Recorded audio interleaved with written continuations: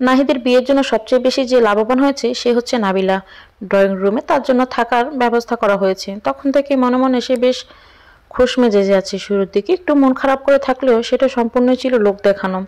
প্রথমত একা থাকা যায়, তাও আবার দরজা আটকিয়ে। তার মানে ছোট হলেও তার একটা পার্সোনাল রুম আছে, যখন তখন যে কেউ ঢুকে যেতে পারে না।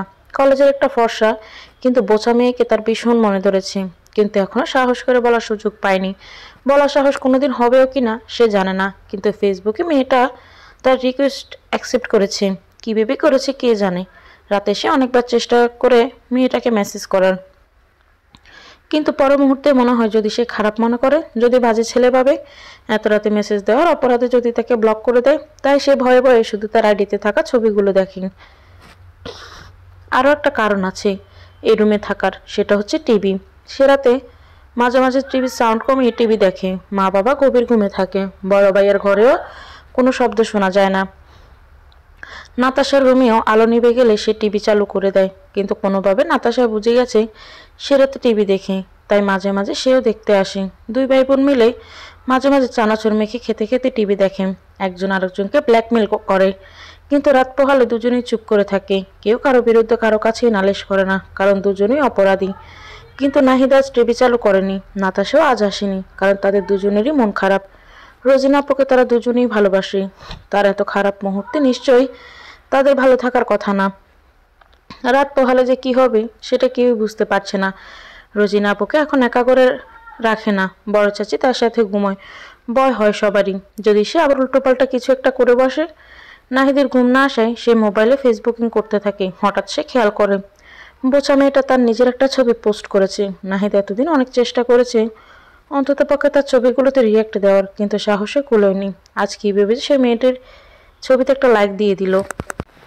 তার মনে হলো সে যেন বিশ্বজয় করে ফেলেছে। একটা কমেন্ট করলে হয়তো আরো ভালো হতো, কিন্তু তার অত সাহস নেই। সে মেয়েটির আইডিতে ঘোরাঘুরি করছিল, হঠাৎ মেসেঞ্জারে টুংটাং শব্দ করে একটা মেসেজ আসে। সে চেক করে দেখে মেয়েটি তাকে মেসেজ দিয়েছিল। মেয়েটির মেসেজ পেয়ে তার তো রীতিমতো হাত পা কাঁপাকাঁপির অবস্থা, কিন্তু মেয়েটির ভালোভাবে লক্ষ্য করলে সে পুরোপুরি দমে যায়, কারণ মেয়েটি লিখেছে, আমার ছবি থেকে লাইক সরাও নাবিল, দরকার হলে হাহা দিও, কিন্তু লাইক না। নাবিল মেসেজ সিন করে কিছুক্ষণ স্তব্ধ হয়ে বসে থাকার পর লাইক সরিয়ে একটা কেয়ার রিয়েক্ট দেয়। তারপর মেয়েটাকে মেসেজ দেয় ডান। মেয়েটাও প্রত্যুত্তরে তাকে ধন্যবাদ জানায়। নাবিলের হঠাৎ মেয়েটার সাথে আরও কিছুক্ষণ কথা বলার ভীষণ ইচ্ছে করে, কিন্তু মেয়েটি কী ভাববে বলে আর মেসেজ দেয় না। এত রাতে জেগে আছো যে, তোমার পড়া কমপ্লিট হয়নি? মেয়েটি আবার মেসেজ দিল। নাবিল একেবারে লাফ দিয়ে উঠে বসে, তার হাত পা কাঁপতে থাকে। কাঁপা কাঁপা হাতে সে টাইপ করে, আসলে শেষ, এমনিতেই ঘুম আসছিল না, তাই জেগে আছি। মেয়েটি প্রত্যুত্তরে শুধু বলল, ও আচ্ছা। এরপর আর কোনো কথা হয় না। মেয়েটি কি আরও কোনো কথার অপেক্ষা করছে কিনা নাবিল বুঝতে পারে না, কিন্তু সে এতটুকু বুঝতে পারে মেয়েটি তাকে চিনে। কি ভেবে তার ভীষণ হাসি পায়। ফোন হাতে মেয়েটির ছবির দিকে তাকিয়ে জিজ্ঞেস করে, এই যে বোচা সুন্দরী, তুমি কি রাতের বেলা ঘুমের মধ্যে নাক ডাকো নাকি? দরজার পর্দা সামান্য সরিয়ে রোজিনাদের ড্রয়িং রুমে মানুষগুলো দেখার চেষ্টা করে আসমানি। সেখানে তার স্বামী, দেবর, শ্বশুর আর চাচা শ্বশুরদের দেখতে পায় সে। বাকি মানুষদেরকে সে চিনে না। তিনজন পৌর মানুষ আর দুজন শক্ত সামর্থ্য মানুষকে দেখতে পায় সে। একজন বেশ স্বাভাবিকভাবেই বসে আছে, কিন্তু আরেকজনের চোখ মুখ দেখে সে বুঝতে পারে মানুষটি মোটেও ভালো নেই। সে যে এখানে যে কাজটা করার জন্য এসেছে তাতে তার বিন্দুমাত্র সায় নেই, কিন্তু নিয়তির কাছে সে আজ পরাজিত। চাইলেও ভালোবাসেন মানুষটিকে কাছে পাবে না সে। আর কিছুক্ষণের মধ্যেই মানুষ দুজন একে অন্যের জন্য হারাম হয়ে যাবে। অথচ বিগত 7 বছর যাবৎ মানুষ দুজন একই ছাদের নিচে বসবাস করেছে, শুধু একটা সাদা কাগজের দুজনের স্বাক্ষরে দুজন মানুষকে আলাদা করে দেওয়ার জন্য যথেষ্ট। হঠাৎ আসমানি দেখে যে লোকটি ঘরের মধ্যে থেকে উঠে বলে, আমি একটু রোজির সাথে দেখা করতে চাই, একটু কথা বলতে চাই। আমাকে ছেড়ে যেও না রোজি, আমি কিভাবে থাকবো তোমাকে ছাড়া? কাঁদো কাঁদো গলায় কথাগুলো বলে তার স্বামী নয়ন। রোজিনা এ ব্যাপারে কোনো কিছু না বলে শুধু বলে, আমাকে রোজি ডাকবেন না, আমি আপনার কেউই না। আমি তোমাকে ভালোবাসি রোজি, আমি জানি তুমিও আমাকে ভালোবাসো। বাসো না? ভালোবাসি, আমিও আপনাকে ভালোবাসি, কিন্তু বাস্তবতা আমাদের মেনে নিবে না। আমার কিছু যায় আসে না, আমি তোমাকে ছাড়া থাকতে পারবো না। আমার লাগবে না সন্তান, কিন্তু আমার লাগবে। রোজিনার কঠোর কণ্ঠে বলা কথায় থমকে যায় নয়ন, শুধু বলে, আমার বাচ্চা দত্তক নেব রোজি। আগেও তো আমি বলেছি। না, তার হয় না নয়ন, সাহেব, শেষ সময় এসে তা আর হয় না। আমি জানি আপনি আমাকে ভালোবাসেন, আমিও আপনাকে ভালোবাসি, তাতে কোনো সন্দেহ নেই। কিন্তু একটা কথা কি জানেন তো, প্রয়োজনীয়তা ভালোবাসার চাইতে অনেক বেশি দামি। আমি চাই আমাকে ছেড়ে আপনি আরেকটা মেয়েকে বিয়ে করুন, তার মাধ্যমে আপনি বাবা হবেন, আপনার বংশ রক্ষা হবে, আপনার বাবা মা পরিবারের সবাই খুশি হবে। আর তুমি, তোমার কি হবে? আমিও মা হব, কোনো মা হারা সন্তানের মা হব, তারা আমাকে মা বলে ডাকবেন। নয়ন অবাক হয়ে জিজ্ঞেস করে, তুমি এসব কথা এত স্বাভাবিকভাবে বলছো কিভাবে? আমাকে ছেড়ে থাকতে তোমার কষ্ট হবে না? রোজিনা হাসে, হাসতে হাসতেই বলে, আমি আমার জীবনের 3জন পুরুষকে ভালোবাসি। একজন আপনি, আরেকজন আমার হারিয়ে যাওয়া ভালোবাসা, তার কথা তো আপনি জানেনই। আরেকজন হচ্ছেন আমার মেজো বাবা, তার ব্যক্তিত্ব সম্পর্ক তো আপনি আরও ভালোভাবে জানেন, তাই না? সে আমাকে বলেছে জীবনকে শুধু শুধু এত জটিল করার কোনো দরকার নেই, না হলে একসময় হয়তো এতটা জটিল হবে যে শেষে আর সেই জটিলতা কখনোই কাটিয়ে উঠতে পারবো না আমরা। জীবনের নিয়মেই চলে যাবে সব সময়, তাকে থামিয়ে রাখার আমরা কারা? আমি অন্য কাউকে তোমার জায়গায় কিভাবে দিব রোজি? তাকে মেনে নেওয়া যে আমার পক্ষে এত সহজ না। রোজিনার এবার তার স্বামীর সামনে গিয়ে বলে, 7 বছরের বিবাহিত জীবনে আমি আপনার থেকে তেমন কিছুই মুখ ফুটে চাইনি, আপনি আমাকে দিয়েছেন। আজ একটা জিনিস চাইব, আমাকে দিবেন? নয়ন মাথা নাড়ায়। রোজিনা বলে, আমাকে কথা দিন আপনি যাকে বিয়ে করেই আনবেন তাকে আপনি ভালোবাসবেন। আমাকে কথা দিন, আমাকে তার মাঝে খোঁজার চেষ্টা করবেন না। আমি জানি আপনি ভালো মানুষ, অনেক ভালো মানুষ। আপনি যে কোনো অসহায় মেয়েকে বিয়ে করবেন আমি তাও জানি। আপনাকে আমি বিশ্বাস করি। আমি জানি আপনি আমার কথা রাখবেন। রাখবেন না? বলুন না, রাখবেন না? নয়ন চোখের পানি মুছে বলে, রাখবো, কথা দিচ্ছি তোমাকে। আমি একটা জিনিস চাই তোমার থেকে। কি? একটু জড়িয়ে ধরি তোমায়, একটুখানি। রোজিনা একটু হেসে জলভরা চোখে বলে, তার হয় না নয়ন সাহেব, তার হয় না। মা দেখো, মিস এসেছে। ছোট্ট রাহার কথায় দরজার সামনে আসে আতিকা। দরজার দিকে তাকিয়ে দেখে সেখানে আসমানি এসেছে। তার দিকে এগিয়ে গিয়ে বলে, অভিনন্দন আসমানি, বিবাহিত জীবন কেমন চলছে তোমার? শ্বশুরবাড়ির সবাই ভালো তো? আসমানি হাসি মুখে বলে, আলহামদুলিল্লাহ ভাবি, সব কিছুই আলহামদুলিল্লাহ। আল্লাহ আমার জন্য ভালো কিছুই রেখেছেন, আর ধন্যবাদ। হ্যাঁ, তোমার ছাত্রীতে তোমার জন্য চিন্তায় অস্থির হয়ে যাচ্ছিল, তাই নাকি রাহা সোনা? আমাকে মিস করছিলে বুঝি? ছোট্ট রাহা মাথা নাড়িয়ে বলে, হ্যাঁ মিস। My pleasure baby. পড়াশোনা ঠিকমতো করছো তো, নাকি মায়ের কাছে কিছুই পড়োনি? পড়েছি মিস, সব পড়া কমপ্লিট। চলো তাহলে দেখি কেমন পড়া পড়েছ। আসমানি আজ প্রায় 1 মাস পরে তার স্টুডেন্টের বাসায় এসেছে তাকে পড়ানোর উদ্দেশ্যে। বিয়ের কথা জেনে স্টুডেন্টের বাবা মা তাকে কিছুদিন ছুটি কাটাতে বলেছিল, সে তাই আসেনি কিছুদিন। রাহার সাথে আধা ঘন্টার মতো সময় কাটানোর পর রাহার মা তার জন্য নাস্তা নিয়ে এসে রাহার সামনে তার শ্বশুরবাড়ির সম্পর্কে অনেক গল্প করতে থাকে। ছোট্ট রাহা তাদের কথা মনোযোগ দিয়ে শুনে। রাহার বাবা কিছুক্ষণের মধ্যে বাসায় ফিরে আসে, সেও আসমানিকে দেখে খুব খুশি হয় আর তাকে অভিনন্দন জানায়। রাহা বাবাকে দেখে তার কাছে গিয়ে বলেন, আজ আর পড়বো না বাবা, আজকে মিসের গল্প করার দিন, মিস মায়ের সাথে গল্প করছি, আমি টিভি দেখি। রাহার বাবা হেসে বলে, তোমার মিসের থেকে পারমিশন নাও রাহা।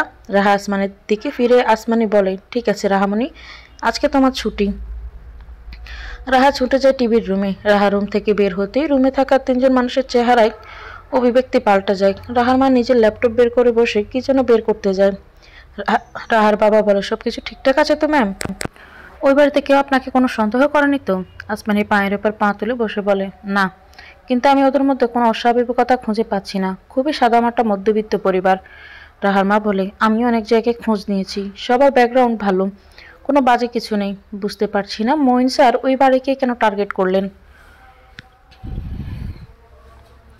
আসমানি টেবিলে রাখা চায়ের কাপে চুমুক দিয়ে বলে, সাধারণের মাঝে অসাধারণ কেউ লুকিয়ে থাকে, এখনো আমাদের হাতে অনেক সময় আছে। আপনার কি আর কাউকে সন্দেহ হয় ম্যাম? সন্দেহ তো সবাইকেই করা যায় রফিক সাহেব, কিন্তু বৃত্তি ছাড়া সন্দেহ করে কি প্রমাণ করব? রাহার মা বেশ চিন্তিত হয়ে বলে, যদি এসব কিছু মিথ্যে হয় তবে আপনার জীবন তো ওখানেই আটকে যাবে। আপনাদের তো বিয়ে হয়ে গেছে। আসমানি মনে মনে বলেন, আল্লাহ চান তো তাই যেন হয়, যেন সব কিছু মিথ্যে হয়। আমি এই বাড়িতে আটকে থাকতে চাই সারা জীবনের জন্য। নাতাশার দম আটকে বসে আছে, ইশারায় নাবিলকে বারবার বলছে সামনে থাকা বিপদকে দূরে সরিয়ে রেখে আসতে, কিন্তু বিপদকে কিছু শুধু বলে বিপদ, এই বিপদকে এত সহজে তাড়ানো যাবে না সেটা তারা দুই ভাই বোন খুব ভালোভাবেই জানে। নুসু আর একটু পায়েস দেই মা। না খালা, আর খেতে পারবো না, পেট ভরে গেছে।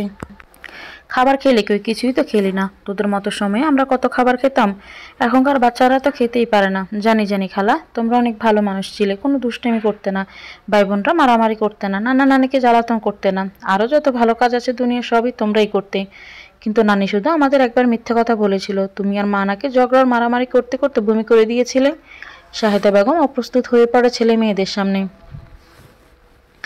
নাতাশা নাবিল হাহা করে হেসে ওঠে। নাতাশা বলে, হ্যাঁ, আর আমরা একটু জোরে জোরে কথা বললে মনে করো তৃতীয় বিশ্বযুদ্ধ শুরু করে দিয়েছি, কথা বন্ধ করে পড়তে বস গিয়ে।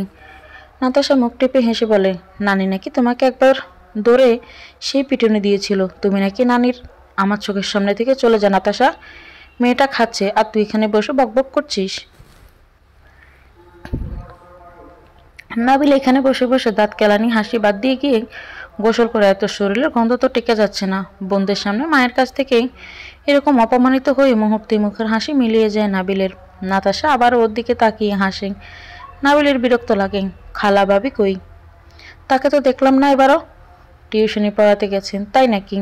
বাড়ির বউ এভাবে বিয়ে হয়ে আসতে না আসতে বাড়ির বাইরে যাওয়ার পারমিশন দিয়ে দিলে, পরে তো পাকনা গজিয়ে যাবে। শাহেদা বেগম অবাক হয়ে বললেন, কিসব বলছিস তুই? মাথা খারাপ হয়ে গেছে তোর?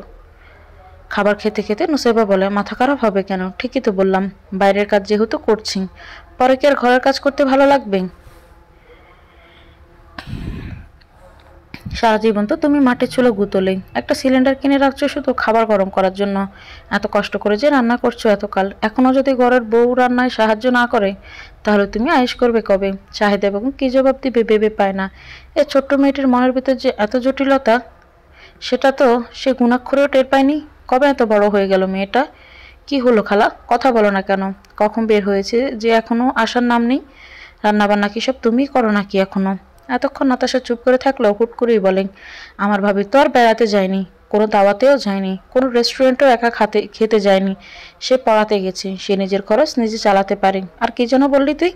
খাবার কে রান্না করে? খাবার ভাবি রান্না করে রেখে গেছে।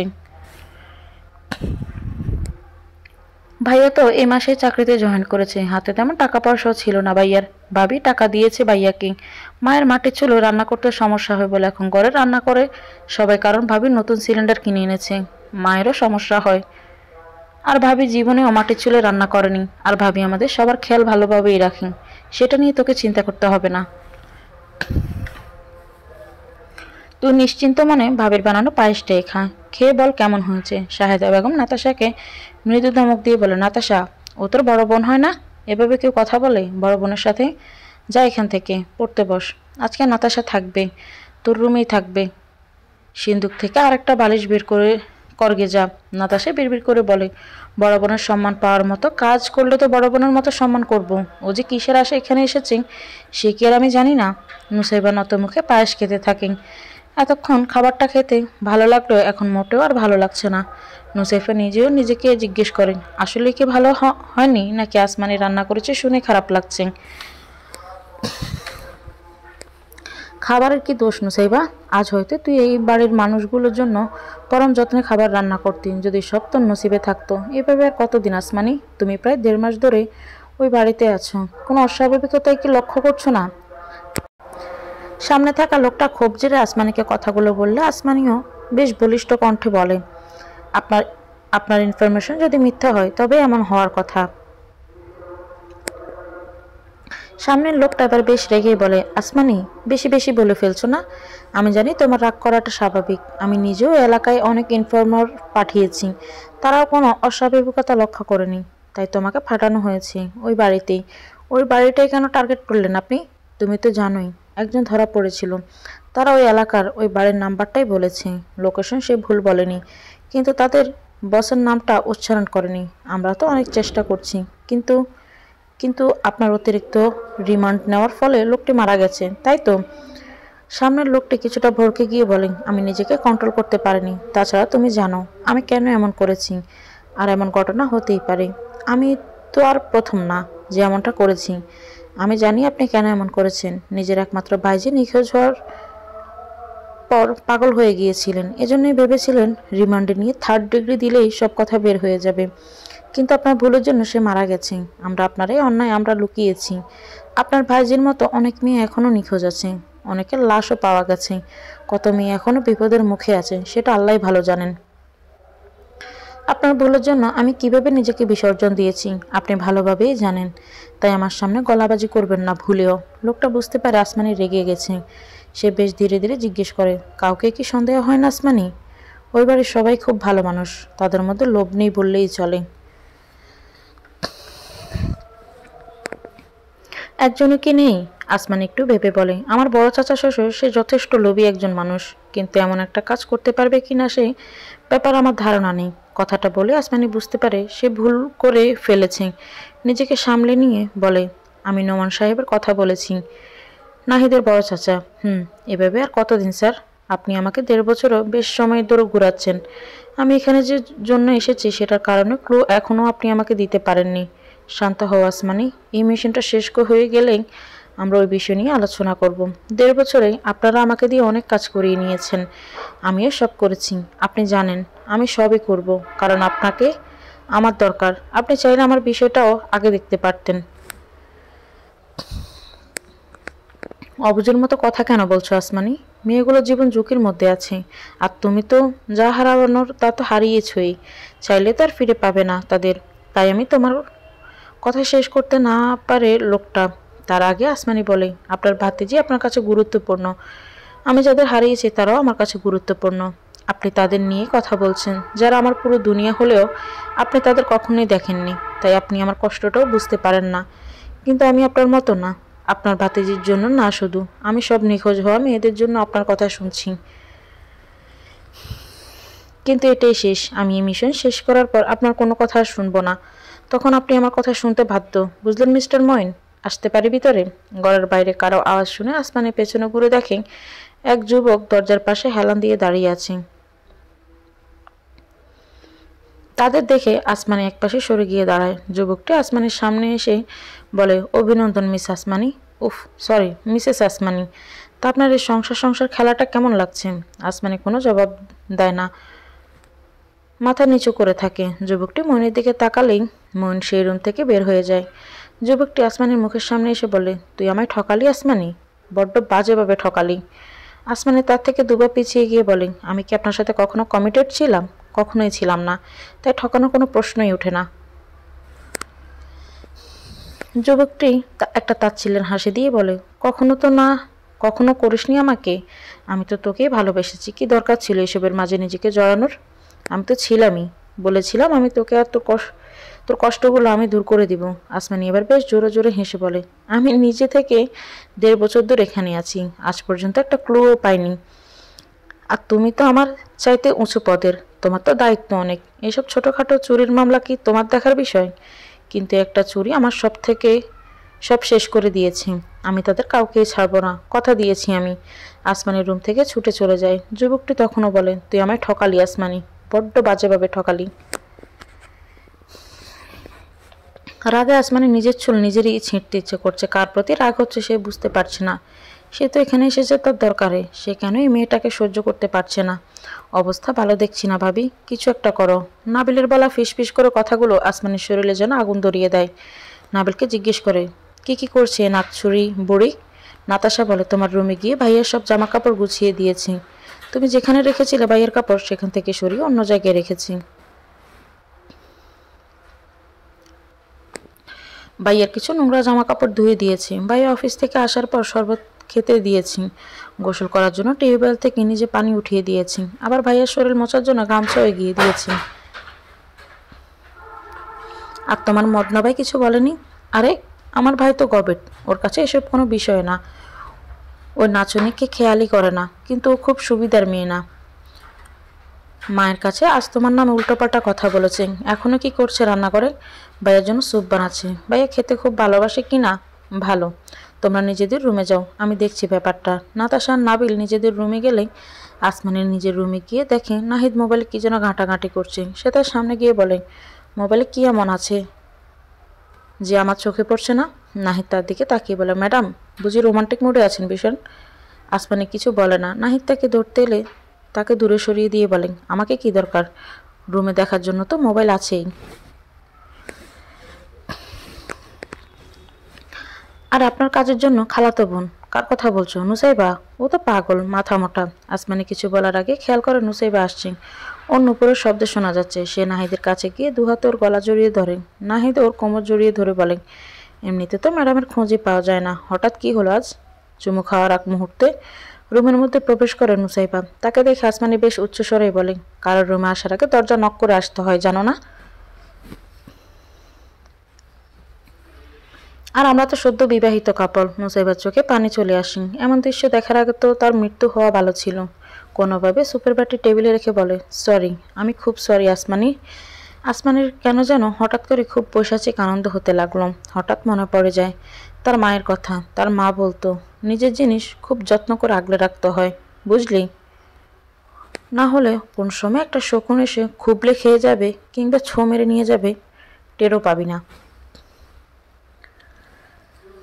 সংসার জীবনে কেমন লাগছে আসমানি? শ্বশুরবাড়ির সবাই ভালো তো? জি আন্টি, সবাই আলহামদুলিল্লাহ অনেক ভালো। আমার শাশুড়ি আর শ্বশুরের মতো মানুষই হয় না দুনিয়ায়। আর তোমার উনি? সে ভালোবাসে তো তোমাকে? আসমানি মাথা নিচু করে হাসি। তারপর সামনে বসে থাকা মহিলাকে বলে, সেও আলহামদুলিল্লাহ অনেক ভালো মানুষ। আমার খুব খেয়াল রাখে। ঝগড়া হয় না তোমাদের মাঝে মাঝে মধ্যে? হ্যাঁ, তা তো একটু একটু হয়, টুকটাক কথা কাটাকাটি হয়, ভালোই লাগে আমার। যদিও সেটাই তো স্বাভাবিক আসমানি, সংসার করতে গেলে টুকরে টুকি লাগবেই। যেখানে ঝগড়াঝাটি অভিমান থাকবে না সেখানে ভালোবাসাও থাকবে না। হ্যাঁ, সেটাই দেখছি। ক্লাস 6-এ পড়ুয়া রেদওয়ান তার মা মিসেস কথা হাঁ করে গিলছে। ওর মা বলে, এইভাবে আমাদের কথা শুনছিস কেন? তোকে না অঙ্ক করতে দিয়েছে, অঙ্ক কর। আসমানি বলে, আন্টি আঙ্কেলের কি অবস্থা? উনি কি আর কখনোই সুস্থ হবেন না? জানি না আসমানি, এভাবে যার কতদিন চলবে সেটাও জানি না। আমি একা হাতে আর সব দিক চালাতে পারছি না। তবু ভাগ্য ভালো এই ফ্ল্যাটটা তোমার আঙ্কেল কিনেছিলেন বলে এর ভাড়া দিতে হয় না। তা না হলে তো রাস্তায় গিয়ে নামতে হতো। আল্লাহ একদিন অবশ্যই আপনাদের এই অবস্থা থেকে মুক্তি দিবেন। আঙ্কেল আবার সুস্থ হয়ে যাবেন। ডাক্তাররা কি কোনো আশা দিতে পেরেছেন? আমি যা ইনকাম করছি তা সিংহভাগই তোমার আঙ্কেলের চিকিৎসার পেছনে চলে যাচ্ছে।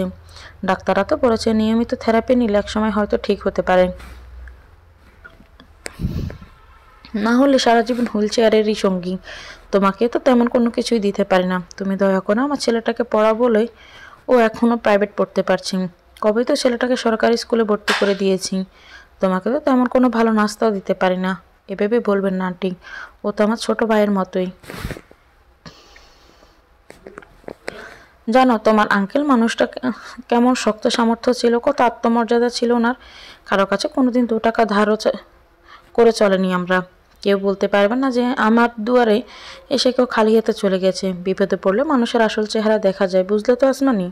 ওনার বড় ভাইকে উনি দোকান দিয়ে দিয়েছেন, বড় বোনের ছেলেকে বিদেশ পাঠিয়েছে। আর এখন ওনার পাশে বৃদ্ধ মা আর আমি ছাড়া কেউ নেই। কারো ফোন দিয়ে একটু খোঁজখবর নেওয়ার সময় হয় না। ওনারা কি কোনো সাহায্যই করেন না আন্টি? মাঝে মধ্যে এসে আমার শাশুড়ির সাথে দেখা করে যায়। সে উসিলায় তাদের ভাইকেও দেখি, এই আর কি।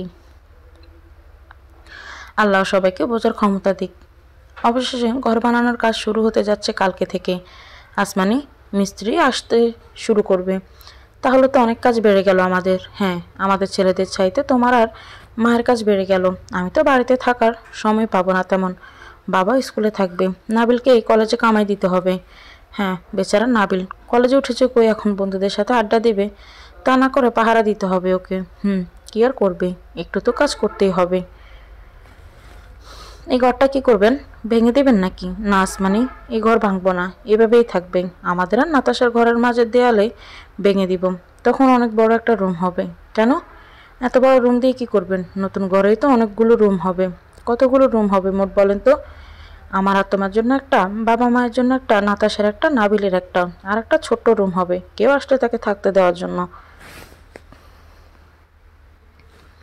অর্থাৎ বেডরুম 5টা আর ড্রয়িং ডাইনিং একসাথে, আর একটা কিচেন, আর উপরে উপরে ছোট ছোট 2টা রুম হবে। তাহলে এই ঘরের মাঝখানে দেয়াল ভাঙবেন কেন? মাঝে মাঝে এই ঘরে এসে বসে থাকবো সবাই মিলে, আড্ডা দিব। আমাদের সন্তানরা দৌড়ঝাঁপ করবেন, খেলাধুলা করবেন। কোনো বড় অনুষ্ঠান করলে এই ঘরে সবাইকে খাওয়ানোর ব্যবস্থা করব। বুঝেছি, অনেক আগাম চিন্তা ভাবনা। আগাম হবে কেন? এই যে বাচ্চাদের কল্পনা করা, এটা কি আগাম চিন্তা না? নাহিদ আসমানের কপালে চুমু খেয়ে বলে, আমার বাচ্চা অনেক ভালো লাগে। আমাদের অনেকগুলো বাচ্চা হবে, অনেকগুলো। তবে আমার সবচেয়ে বেশি ভালো লাগে মেয়ে বাবু। বাহ, ভালো, অনেক ভালো চিন্তা। তা এত যে আগাম চিন্তা করছেন, ছেলে মেয়েদের নামও কি ঠিক করে রেখেছেন নাকি? না, এখনো ঠিক করিনি। কেন? আপনি যেভাবে বললেন আমি তো ভেবেছি নাম ঠিক করে ফেলেছেন। করব তো, অবশ্যই করব। তোমার আর আমার নামের মধ্যে মিল রেখেই নাম রাখবো। কি নাম রাখা যায় বলো তো? আমি কি জানি, আপনি ঠিক করেন। আসমানের আ আর নাহিদের না, আনা। এই আসমানি আনা কি কারো নাম হয়? আসমানি আবার খিলখিল করে হাসে, হাসতে হাসতে বলে হয়, কিন্তু এসব নাম আমাদের দেশে চলে না। কেন চলে না? আমাদের মেয়ে রাস্তায় বের হলে লোকে জিজ্ঞেস করবে, তুই কয় আনা, এক আনা নাকি চার আনা? আমাদের মেয়ে তো তখন কাঁদবে না, যে কাঁদাবে তাকে গিয়ে ঘুষি মেরে আসবে ওর বাবা। আসমানি নাহিদের নাক টেপে দিয়ে বলে, তাই নাকি?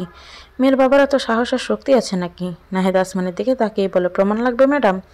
আসমানি বলে, লাগবে না, ঘুমান এখন, কালকে থেকে কত কাজ বেড়ে যাবে আমাদের। নাহিদ কিছুক্ষণ চুপ করে থাকার পরে বলে, আরও একটা কারণ আছে জানো তো আসমানি? আসমানি ব্রুকুচকে বলে, কি কারণ? আমরা যাতে বড় ঘরে থেকে কখনোই ভুলে না যাই আমরা কি ছিলাম। এই ঘরটা বানানোর আগে আমরা আরও ছোট একটা ঘরে থাকতাম, সেটাও বাবা রেখে দিয়েছিল, কিন্তু আগুন লেগে পুড়ে গেছে ঘরটা। আমাদের ভবিষ্যৎ সন্তানরা যেন বুঝতে পারে আমরা কষ্ট করে এই পর্যায়ে এসেছি। নিজেদের অতীত যেন আমরা কখনোই ভুলে না যাই, সেজন্য হলেও ঘরটা রাখবো। আসমানের নাহিদের দিকে তাকিয়ে থাকে। নাহিদ বলে, এভাবে তাকিয়ে থেকো না, প্রেমে পড়ে যাবে আমার, বুঝলে? আসমানের রান্নাঘরের ভিতরে বসে নাস্তা বানাচ্ছে, বারবার তার হাত কাঁপছে, ভেতরে ভেতরে উত্তেজনায় সে মারা যাচ্ছে, বুঝতে পারছে না যে সে কি করবে। দুপুরের দিকে যখন গোসল করে সে আর তার শাশুড়ি খাবার খাচ্ছিল, তখন সেই রাতে সেই লোকটি আসে। তার শ্বশুর বাড়ির কাজ করা মিস্ত্রিদের সাথে কথা বলছিল। সে রাতের মতো আজও লোকটা সেই রকম হুডি পরে এসেছে। সেদিন না হয় রাতের বেলায় কারো থেকে নিজেকে আড়াল করতে হুডি পরেছিল, কিন্তু আজ দিনের বেলায় কেন এসেছে? আবার হুডি পরে কেন এসেছে? আসমানি, হয়েছে নাস্তা বানানো? শাশুড়ির কথায় চমকে ওঠে আসমানি, বলে, হ্যাঁ হ্যাঁ মা, হয়ে গেছে, আমি নিয়ে আসছি একটু পরে। সাহেদা বেগম চলে গেলে আসমানি ভাবতে থাকে, লোকটি কি কোনোভাবে তার পরিচিত? যদি এখানে সবাইকে তার আসল পরিচয় বলে দেয়, এখন কোনোভাবে যদি ফোনটা নিয়ে লোকটির ছবি তুলে রাহার মাকে পাঠাতে পারত, তাহলে কিছু সময়ের মধ্যেই লোকটির পরিচয় জানা যেত। ভাবি, কি করছো? আসমানির পেছন ফিরে দেখে সেখানে নাবিল দাঁড়িয়ে আছে। আসমানি বলে, কে? নাবিল, নাস্তা বানাচ্ছি। এই লোকটা বাবার কাছে কেন এসেছে ভাবি? আসমানি খুব অস্থির হয়ে জিজ্ঞেস করে, ওই লোকটা কে নাবিল, চিনো তুমি? নাবিল মাথা নিচু করে বলে, হ্যাঁ। আসমানি উঠে এসে নাবিলের সামনে দাঁড়িয়ে বলে, কে উনি? রোজিয়াপুর অনেক আগের ভালোবাসার মানুষ, তুমি হয়তো শুনেছ কিছুটা ওনার ব্যাপারে। আসমানের বুক থেকে যেন একটা বড় পাথর নেমে গেল। আসমানি এবার বেশ হাসি মুখে নাস্তাগুলো নিয়ে শাশুড়িকে ডেকে নিজের ঘরের ভিতরে ঢুকে যায়। রোজিনা ডিভোর্সের তো মাত্র কিছুদিন হয়েছে, এখনই তার বিয়ে হয় না। বাবা, নাসিরুদ্দিন সাহেবের কথায় উঠে পড়া লোকটি বলে, সমস্যা নেই চাচা, আপনি শুধু ওকে জানান। আমার এত সাহস নেই যে আমি ওর বাবার সামনে গিয়ে বিয়ের প্রস্তাব দিব। তাছাড়া তাছাড়া কি বাবা, এতদিন পর ও আমাকে দেখে কিভাবে রিয়াক্ট করবে জানি না। আর আমি আসলে এত আগে জানাচ্ছি কারণ ওর বাবা হয়তো ওকে আবার অন্য কোথাও বিয়ে দিয়ে দিলেও দিতে পারে। তবে আমি আগে যেমন ছিলাম এখন তেমন নেই। রোজিনাকে হয়তো অনেক বড় করে নিয়ে থাকতে পারবো না, কিন্তু দুবেলা খাওয়ার টুকটাক বিলাসিতা পূরণ করার ক্ষমতা আমার এখনও আছে। কথাটা বলেই হুডি পড়া লোকটা মাথা নিচু করে থাকে। শাহেদা বেগম চায়ের নাস্তা নিয়ে গেলে নাসিরুদ্দিন সাহেব চায়ের কাপে চুমুক দিয়ে বলে, তুমি কি জানো রোজির কেন ডিভোর্স হয়েছে? সব জেনেই এসেছো তো? জি চাচা, সব জেনেই আমি এই পদক্ষেপ নিয়েছি। তোমার সন্তান চাই না? হুঁটি পড়া লোকটা হেসে বলে, চাচা আমি অনেক ছোটবেলা থেকেই এতিম, মায়ের গর্ভে থাকতে বাবা মারা গেছে। জন্মের কয়েক বছর পর মা থাকার মধ্যে এক বিধবা ফুফি ছিল, সেও বছর দুয়েক হলো গত হয়েছেন। আমি জানি কষ্ট কাকে বলে। আর রোজির সাথে আমার সম্পর্ক তো আপনাদের অজানা নয়। আমরা না হয় একটা বাচ্চা দত্তক নিয়ে নিব, অন্তত পক্ষে এতিমখানার একটা বাচ্চা তো বাবা মায়ের ভালোবাসা পাবে। নাসিরুদ্দিন সাহেব হুডি পড়ে থাকা ছেলেটির দিকে তাকায়, কৃতজ্ঞতা তার চোখে পানি চলে আসে প্রায়। রোজিনার আবারও যে এরকম স্বামী আর ঘর সংসার হবে সেটা তো কল্পনার অতীত ছিল তার কাছে। সে নিজেকে সামলে নিয়ে বলে, চা নাও, ঠান্ডা হয়ে যাচ্ছে। আমাদের নাহিদের বউ বানিয়েছে, সেও তোমার মতোই এতিম ছিল, আমরাই এখন তার বাবা মা। তুমি আর নিজেকে এতিম মনে করো না, রোজির সাথে বিয়ে হলে আমরাও তোমার পরিবার হব।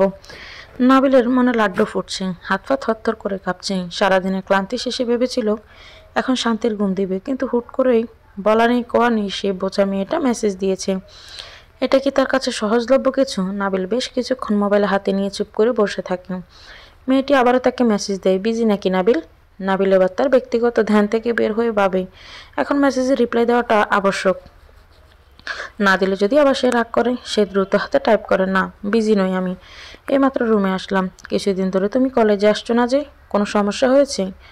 না কোনো সমস্যা নেই, আসলে আমাদের বাড়িতে নতুন ঘর দিচ্ছে। বাবা তো স্কুলে থাকে, ভাইয়া অফিসে, তাই আমাকে দেখাশোনা করতে হয়। ও, নাবিল আবার ভাবনায় পড়ে যায়। মেয়েটা ও বলেছে, তবে কি এখন আর কোনো কথা বলতে চায় না, নাকি তার মেসেজের অপেক্ষা করছে? নাবিল কাছে কিছু না বুঝেই তাকে আবার মেসেজ করে, কেমন আছো দিশা? ভালো আছি। তুমি তো বোধহয় সারাদিন কাজ করে অনেক ক্লান্ত না? সেরকম কিছু না, তুমি বলো কলেজে আসতে পারবে কবে নাগাদ? জানা নেই। কোচিং করো না? আগে করতাম, এখন করি না। কেন? কাজের জন্য? না, এখন আমি আমার ভাবির কাছেই পড়ি। আগে তাহলে ওনার কাছে পড়নি কেন? নাবিল একটা হাসির ইমোজি দিয়ে বলে, কারণ তখন সে আমাদের বাড়িতে আসেনি, বিয়ের মাত্র 3 মাসের মতো হয়েছে।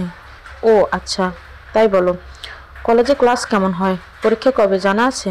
না, এখনও জানায়নি কিছু, কিন্তু কলেজে ক্লাস ভালোই হয়। তাহলে তো আমি অনেক কিছুই মিস করে ফেলছি। আবার কোনো কথা নেই। নাবিলের রাগ হয়। বলার পর কি বলা উচিত সে জানে না। বন্ধুদের সাথে এরকম কথা বলা হয়, তার 3-4টা মেয়ে বন্ধুও আছে, তাদের সাথেও কথা বলা যায়, কিন্তু এই বোঝা মেয়েটাকে কি রিপ্লাই দিবে সে বুঝতে পারে না। নাবিল তুমি বোধহয় অনেক ক্লান্ত, ঘুমিয়ে পড়ো। নাবিল আর কোনো মেসেজ দেওয়ার আগে মেয়েটি অফলাইন হয়ে যায়। নাবিলের মেয়েটির উপর ভীষণ রাগ হয়। নিজেই নিজেকে বলে, আহা নাবিল ঘুমাও, যেন উনি এসে আমাকে ঘুম পাড়িয়ে দিয়ে যাবে। আমার ঘুমের 12টা বাজিয়ে দিয়ে আবার বলে ঘুমাও, তুমি ক্লান্ত। নাবিল জানে আরও একটা রাত তাকে নির্ঘুম কাটাতে হবে। কেমন একটা মিশ্র অনুভূতি হচ্ছে তার মনে। মনে মনে সে সিদ্ধান্ত নেয়, কাল যে করেই হোক একবার কলেজে যাবেই সে। কালকে কিভাবে গিয়ে মেয়েটির সাথে কথা বলবে ভাবতেই তো তার লজ্জা লাগছে। কিন্তু হুট করে তার খেয়াল হয় কালকে শুক্রবার, কলেজ বন্ধ। এদিকে মেয়েটির বাসার ঠিকানাও সে জানে না। মেয়েটিকে দেখতে হলে তাকে রবিবার পর্যন্ত অপেক্ষা করতে হবে। তার মেয়ে বান্ধবীদের থেকে কি জানা যাবে? পরক্ষণে ভাবে ওরা খেপাবে। নাবিলের বুকের ভেতরটা কেমন যেন খালি খালি লাগে। বারবার শুধু তার মনে হয় কাল শুক্রবার, কলেজ বন্ধ। তোমার কেন মনে হচ্ছে আমি তোমাকে দয়া করছি? কফির কাপে চুমুক দিয়ে বলে মোহিত, আমি জানি না, কিন্তু আমার মনে হচ্ছে। রোজি, আমি তোমাকে মোটেও দয়া দেখাচ্ছি না। তুমি জানো আমি কেন তোমাকে বিয়ে করতে চাইছি, আর তুমি যেটা জানো সেটা আমিও জানি না। আমি কি বলবো জানি না। মাস 2 হয়েছে আমাদের ডিভোর্স হয়েছে। আমি এখনই এসব বিষয়ে কোনো কিছু ভাবতে পারছি না। আমি জানি তোমার সময় লাগবে। তুমি সময় নাও, 6 মাস, 9 মাস, 1 বছর, সমস্যা নেই, আমি অপেক্ষা করব। আমি জানি না আমি কি করব। তুমি এত তাড়াতাড়ি কেন এসেছো? আর তুমি জানলে কিভাবে যে আমার ডিভোর্স হয়েছে? আর আমার জানা মতে আমার ডিভোর্স হওয়ার আগেই তুমি জানতে পেরেছো যে আমার ডিভোর্স হচ্ছে। তুমি হুডি পরে আরও আগে থেকেই আমাদের মহল্লায় ঘুরোঘুরি করছো। মোহিত একটা ডোক গিয়ে বলে, তুমি কিভাবে জানলে? আসমানি বলেছে। আসমানি যেন কে? ও, তোমাকে তো বলা হয়নি, নাহিদের বউ। কিছুদিন আগে ওদের বিয়ে হয়েছে। ও হ্যাঁ, তোমার কাকা সেদিন বলেছিল। বেশ কিছুক্ষণ দুজনের মধ্যে নীরব থাকার একটা যুদ্ধ হয়। শেষ পর্যন্ত যুদ্ধে হেরে গিয়ে মোহিত বলে, তোমার মনে আছে রোজি, আমরা আগে টং দোকান থেকে চা খেতাম, মাঝে মাঝে 1 কাপ চা দুজনে ভাগ ভাগ বসাতাম। তুমি বলতে 1 কাপ চা ভাগাভাগি করে খেলে ভালোবাসা বাড়বে, কিন্তু আমি জানতাম তুমি আমার টাকা বাঁচানোর জন্য এমনটা করতে। রোজি কিছু না বলে শুধু একটু হাসে। মোহিত আবার বলে, কিন্তু আজ দেখো দামি কফি শপে এসে কফি খেয়েও আমার সুখী হতে পারছি না। কারণটা কি জানো? জানি। কি বলতো? সম্পর্ক যত্ন নিতে হয়, না হলে চলে গেলে ফেরার রাস্তাটা আপনি আপনি বন্ধ হয়ে যায়। সম্পর্ক আগের মতো না হলে আমরা একে অন্যের উপর অধিকার খাটানো যায় না। মোহিত মুচকি হেসে বলে, ঠিকই বলেছ। তুমি এত তাড়াতাড়ি করছো কেন? আসলে তোমার বাবার জন্য। আমার ভয় হচ্ছিল সে যদি তোমার বিয়ে আবার অন্য কোথাও ঠিক করে ফেলে। আর আমারও তো সাহস নেই যে তোমার বাবার সামনে গিয়ে বিয়ের প্রস্তাব দিব। আসলে আমি আজও তোমাদের মতো এত বড়লোক হয়ে উঠতে পারিনি। আজ জীবনে পারবো কিনা জানি না, তবে হ্যাঁ এটুকু বলতে পারি যে তোমার সংসারে তুমিই রানী হবে, কেউ তোমাকে হুকুম করার থাকবে না। আর আমি এখন সম্পূর্ণ আগের মতো চালচুলোহীন নেই। আমার মাথা গোঁজার মতো একটা বাড়ি ঘর আছে। তোমাদের বাড়ির মতো না হলেও তোমার অসুবিধা হবে না আশা করি। আমার বাবাকে তোমার ভয় পাওয়ার কিছুই নেই মোহিত। সে এখন আর আমার জীবনে কোনো সিদ্ধান্তই নেবে না। সে অধিকার হারিয়েছে। আমি জানি সে নিজ থেকেও আর আসবে না। মোহিত কিছু না বলে শুধু অবাক চোখে তাকিয়ে থাকে। রোজি তাকে সরাসরি জিজ্ঞেস করে, তোমার নিজের বাচ্চা চাই না? না, চাই না। কেন? আমি ছোটবেলা থেকে অনাথ, একা একা বড় হয়েছি। যে আমাকে বড় করেছে সেও আহামরি কেউ না আমার। সে আমার সাথে ছিল কারণ তারও একটা মাথা গোঁজার মতো আশ্রয়ের দরকার ছিল। ধরো আমাদের বাচ্চা হলো, তারপর কোনো দুর্ঘটনা আমি আর তুমি মারা গেলাম। ধরো তোমার বাবা মা আর বেঁচে নেই, তখন আমাদের সে বাচ্চাটার কি হবে? সে কি আমার মতো মানুষের লাথি খেয়ে বড় হবে? অন্যের বাড়ি বাসা খাবার খাবে? আমি কি তা মরেও সইতে পারবো? আমি জানি এর কষ্ট কীরকম, তাই শুধু শুধু কেন একটা নিঃস্ব প্রাণকে কষ্ট করাবো? তার চেয়ে বরং আমরা অনাথ আশ্রম থেকে একটা বাচ্চা নিয়ে আসবো। কি বলো, কেমন লাগলো আমার বুদ্ধি? রোজিনার চোখে আনন্দের পানি চলে আসে। মোহিত বুঝতে পারে রোজিনার মনের অবস্থা। সে প্রসঙ্গ বদলানোর জন্য বলে, তুমি না বললে তোমার সাথে কে যেন এসেছে, সে কোথায় গেছে?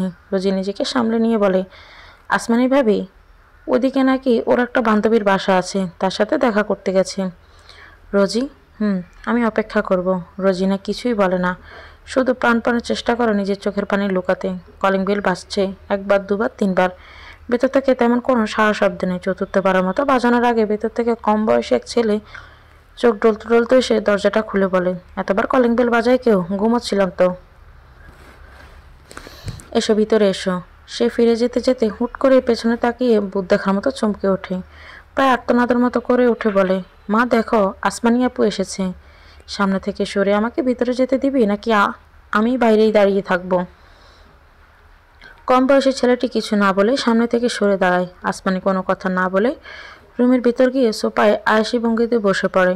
কয়েক মুহূর্ত পরেই ভিতরের রুম থেকে মাঝবয়সী এক মহিলা এসে সেখানে উপস্থিত হয়। মহিলাটি আসমানিকে দেখে কোনো কথা না বলে আবারও ভিতরের রুমে চলে যায়। আসমানি বেশ চিল্লিয়ে চিল্লিয়ে বলে, বিয়ের পর প্রথম বাবার বাড়িতে এসেছি, বাবা মা তো নেই। আচ্ছা চাচা আর চাচি, তারা কি আমায় একটু আপ্যায়ন করবে না, নাকি আমি খালি মুখেই চলে যাব? কম বয়সী ছেলেটির দিকে তাকিয়ে বলে, একটু জুস নিয়ে আয় তো। এখন বানিয়ে আনবি? Fresh juice. আর সেটা চালিয়ে দিয়ে যা। যা রোদ পড়েছে বাইরে, হুদায় আমার পেট জ্বলে যাচ্ছে। কম বয়সী ছেলেটি কিছু না বলে সেখান থেকে রান্না করে চলে যায়। আসমানের কথাগুলো শেষ হতেই ভেতর রুম থেকে মহিলাটিও বের হয়ে রান্নাঘরে ঢুকে। আসমানি বেশ স্বাভাবিকভাবে টিভির রিমোট নিয়ে নিজের পছন্দ মতো চ্যানেল ঘুরাতে থাকে। বেশ কিছুক্ষণ পর ছেলেটি এসে আসমানিকে এক গ্লাস জুস এনে দিলে আসমানি বেশ আয়েশ করে সেটাই চুমুক দেয়। আসমানি ছেলেটিকে জিজ্ঞেস করে, বড় চাচার ভাইয়েরা কই? নামাজে গিয়েছিল, এখনও আসেনি? তুই যাস না কেন? মানে ঘুমোচ্ছিলাম। আসমানি মুখ বেঁচিয়ে বলে, আহা লাট সাহেব, ঘুমোচ্ছিলেন? আমার সামনে থেকে সরে যা। ছেলেটি তবুও যায় না, একপাশে কাচুমাচু হয়ে এক দৃষ্টিতে আসমানের দিকে তাকিয়ে থাকে, যেন কত বছর পর দেখছে থাকে। কিছুক্ষণ পর আসমানি লক্ষ্য করে মাঝবয়সী মহিলাটি খাবার টেবিলে এসে খাবার বাড়ছে। আসমানি মহিলাটির কাছে গিয়ে পেছন থেকে জড়িয়ে ধরে বেশ আহ্লাদের স্বরে বলে, রাগ করছো কেন বড় মা? দেখো, আমার কিছুই হয়নি, আমি ভীষণ ভালো আছি। আমার কাজ শেষ হলেই আমি তোমার কাছে চলে আসব। মহিলাটা প্লেটে খাবার রাখতে রাখতে বলে, আসবে কিভাবে? ওই বাড়িতে যে তোমার জন্য খুঁটি গড়ে রেখেছ, আসবে কিভাবে? তোমার চাচা ওই বাড়ি তোমায় রেখে এসে বাচ্চাদের মতো করে হাউমাউ করে কাঁদলো। তোমাকে আমরা ওইভাবে মানুষ করেছি, ওই বাড়িতে থাকতে কষ্ট হয় না? কি দরকার ছিল এভাবে বিয়ে করার? প্ল্যান ফেল হয়ে তো পুরো মহল্লার সামনে কাজে ডেকে রেজিস্ট্রি করে বিয়ে হয়েছে। এখন তো ওটাই তোমার পরিবার, ফিরবে কিভাবে আমার কাছে? আসমানের মন মুহূর্তে খারাপ হয়ে যায়। সত্যিই তো, সে ফিরবে কিভাবে? ওটাই এখন তার বাড়ি, তার পরিবার। এত ভালো বাবা মায়ের মতো শ্বশুর শাশুড়ি, ভাই বোনের মতো ননদ আর দেবর, আর জীবনের শেষ মুহূর্ত পর্যন্ত চলার মতো একজন স্বামী, এদেরকে ছেড়ে কিভাবে আসবে সে? এই ইহজন্মের সম্ভব তার কাছে?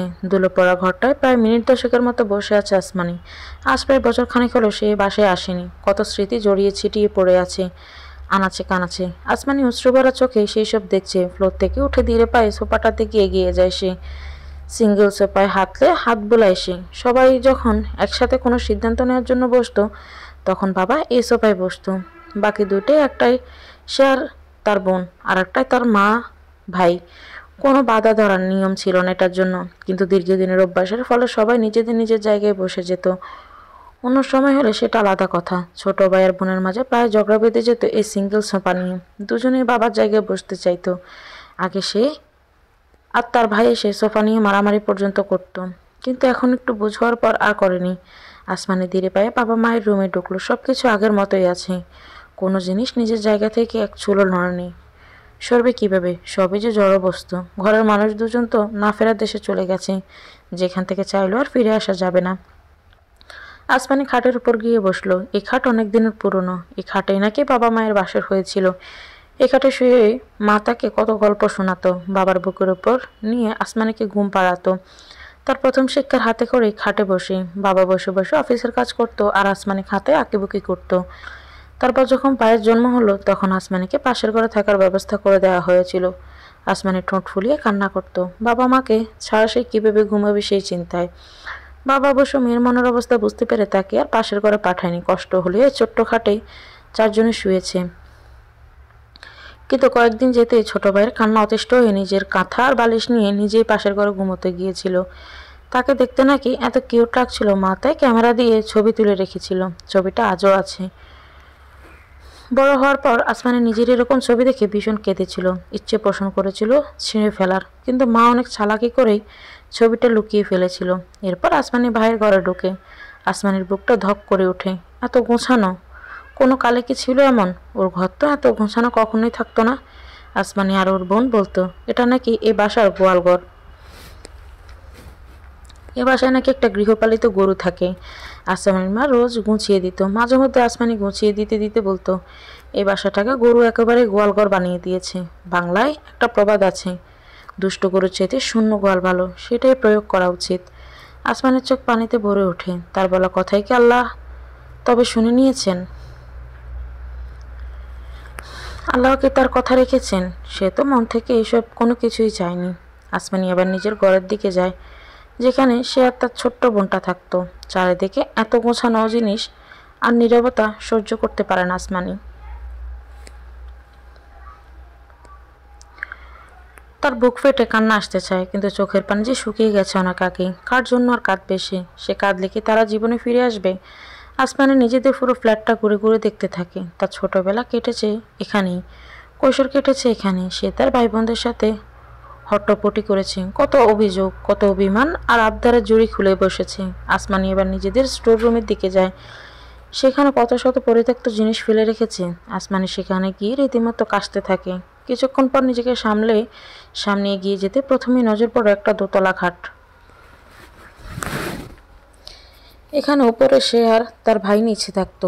ছোট্ট ভাইটা একটু বড় হওয়ার পর সে উপরেও ঘুমোতে চাইতো। আসমানি ছাড়বার পাত্রী ছিল না, সে নিজের জায়গা ছাড়েনি, তাই বাধ্য হয়ে ওই খাটটা স্টোর রুমে ফেলে তাদের জন্য আলাদা ঘর খুলে দিয়েছিল। স্টোর রুম জুড়ে তাদের ছোট বেলাকার জিনিসপত্র ছড়িয়ে ছিটিয়ে আছে। বাবার পুরনো রকিং চেয়ার, মায়ের পুরনো আলমারি, তাদের খেলনা, একটা ভাঙা আয়না। আসমানির মনে হতে লাগলো এই ফেলে দেওয়া জিনিসগুলো যেন কত আপন তার। সে স্টোর রুম থেকে বের হয়ে আসে। এটা তার নিজের বাড়ি। কতদিন সে বাড়ি ছাড়া সে হিসেব নেই। হঠাৎ ওয়ালের দিকে নজর পড়তে সেখানে তাদের ফ্যামিলি ফটো দেখে সে এবার আর নিজেকে আটকে রাখতে পারে না, হাউমাউ করে কাঁদতে থাকে। সে আবার নিজের চোখে বন্ধ করে ভাবতে থাকে, আমি চোখ খুলবো আর দেখবো সব কিছু ঠিক হয়ে গিয়েছে, সবাই বাড়িতেই আছে। হঠাৎ পেছন থেকে খুট করে দরজা খোলার শব্দ হলো। আসমানি এক বুক আশা নিয়ে পেছনে ঘুরে দেখে সেখানে তার বড় চাচা দাঁড়িয়ে আছে। সে এবার কাশতে কাশতে ছুটে গিয়ে তাকে জড়িয়ে ধরে বলে, আমি ওদের কাউকে খুঁজে পাচ্ছি না চাচ্চু, কাউকে খুঁজে পাচ্ছি না। আমি বাবাকে কথা দিয়েছি, আমার মা আর ভাই বোনদের মৃত্যু যাদের জন্য হয়েছে তাদের কাউকে আমি ছাড়বো না, কাউকেই না। একজন একজন করে ধরে খুন করব আমি, কিন্তু আমি কিছুই পারলাম না, আমি কাউকেই পেলাম না। তোমাদেরকেও ছাড়তে বাধ্য হলাম। সবার সামনে তোমাদেরকে ছোট করলাম। আমি পারলাম না চাচ্চু, আমি কিছুই পারলাম না। সবাই খাবারের টেবিলে বসে চুপচাপ খাচ্ছে। পুরো ঘরে যেন পিনপতন নীরবতা। আসমানের চোখ ফোলা। কিছুক্ষণ আগে কেঁদে কেটে চোখ ফুলিয়ে ফেলেছে সে। নীরবতা ভেঙে আসমানি চাচি বলে, এভাবে আর কতদিন আসমানি? এভাবে কি জীবন চলবে? আমাদের থেকে এভাবে দূরে থাকার কোনো মানে হয়? আসমানি কিছু না বলে চুপচাপ খেতে থাকে। সে একবার মাথা উঁচু করে তার চাচা চাচি আর ভাইয়ের দিকে দেখে নেয়, কিন্তু কোনো জবাব দেয় না। জবাব না পেয়ে আবার চাচি বলে, কথা কানা যাচ্ছে না তোর? কিছু জিজ্ঞেস করছি তো আমি। আসমানি তবুও কিছু বলে না। আসমানি চাচি আবার ধৈর্য হারিয়ে বলে, আমি তো কিছু জিজ্ঞেস করছি তোকে, শুনতে পাচ্ছিস না? আর কতদিন এভাবে জীবন চলবে? তুই এ বাড়িতে বেঁচে আসিস না মরে গেছিস তাও জানতে পারবো না আমরা। এবার সে তার মেজ ছেলের দিকে তাকিয়ে বলে, ও না হয় নতুন, তুই কিছু করতে পারিস না, 2.5 বছর হয়ে গেছে, তোর পরিবারের লোকদের সাথে এত বড় অন্যায় হয়েছে, অথচ কিছুই করতে পারিস না, কি করছিস তোরা? আসমানের চাচা বলে, আহ, কি শুরু করলে, খেতে দাও তো ওকে, এভাবে বকবক করা বন্ধ করো, কতদিন পর এসেছে মেয়েটা। আসমানের চাচি আর কিছু না বলে বসে থাকে। সবাই নিজেদের নিয়ে ব্যস্ত, শুধু সে একা থাকে। আগে পাশের ফ্ল্যাটে দেবর তার পরিবার নিয়ে থাকতো। ছোটবেলায় বিয়ে হয়ে এসে দেবরকে কতটুকু পেয়েছিল সে, বাড়িতে ফেলে আসা ভাইয়ের কষ্ট তো দেবরকে দেখেই বুঝতো। তারপর দেবরের পছন্দ মতো বউ নিয়ে এলো, এমনভাবে থাকতো যেন দুটো বোন, অথচ বয়সে দুজনের মাঝে বিস্তার ফারাক ছিল। মাঝখানে একটা দমকা হওয়া সব কিছু এলোমেলো করে দিয়ে গেল, তার সুখের সংসারটা তছনছ করে দিয়ে গেল। এখন সবাই নিজেদের কাজে ব্যস্ত। তার স্বামী ভাই হারানোর শোকে এখানে সেখানে ঘুরে বেড়ায়, আর সে তো ফ্ল্যাটে বন্দি থাকে। ফ্ল্যাটের বাইরে বের হতেও ভয় লাগে না, ভালো লাগে না তার। বের হলে সামনে আসমানিদের ফ্ল্যাট, সেখানে তো হাহাকার ছাড়া আর কিছুই নেই। বহুদিন পর নিজেদের ঘরে শুয়েছিল আসমানি। কিছুক্ষণ বিশ্রাম নিতে এসে কিভাবে ঘুমিয়ে গেছে সে জানে না। হঠাৎ দরজায় কারো কড়া নাড়ার শব্দে ঘুম ভেঙে যায় তার। সামনে তাকিয়ে দেখে তার চাচার মেজো ছেলে দাঁড়িয়ে আছে, তার নাম আয়ান। আসমানি উঠে তার দিকে তাকিয়ে বলে, কিছু বলবে ভাইয়া? সামনে দাঁড়িয়ে থাকা আয়ান বেশ কঠোরভাবে বলে, তুই আমায় ঠকালি আসমানি, বড্ড বাজেভাবে ঠকালি। নাবিল আজ বেশ খুশি, চুলে জেল মেখে আজ সে কলেজে এসেছে। জেল অবশ্য তার নিজের না, বড় ভাইয়ের থেকে নিয়েছে। বড় ভাইকে অবশ্য বলে নেয়নি। এটা চুরি করে নেওয়া নাকি স্বাভাবিকভাবে নেওয়া সে বুঝতে পারে না। এই মুহূর্তে সেটা সে বুঝতে চায় না, কিন্তু ভুল একটা সে করে ফেলেছে। নাতাশার ঘরে থেকে আয়না আনতে যাওয়ার সময় নাতাশা আর আসমানি ভাবি দেখে নিয়েছে যে সে জেল মেখেছে চুলে। নাতাশা কেমন সন্দেহের চোখে তাকিয়েছিল, আর আসমানি ভাবি কেমন যেন মুখ টিপে টিপে হাসছিল। সে যে কিভাবে বাড়ি থেকে বের হয়ে আসতে পেরেছে সেটা সে নিজেই জানে না। কলেজের কাছাকাছি আসতেই নাবিলের মনটা বিষণ্ণতায় ভরে ওঠে। তার বয়সে অনেক ছেলেই বাইক নিয়ে কলেজে আসে, তার কোনো বাইক নেই। সে কলেজে আসে সাইকেল নিয়ে, তাও সাইকেলটা তার নয়, তার বড় ভাইয়ের, অনেক দিনের পুরনো সাইকেল।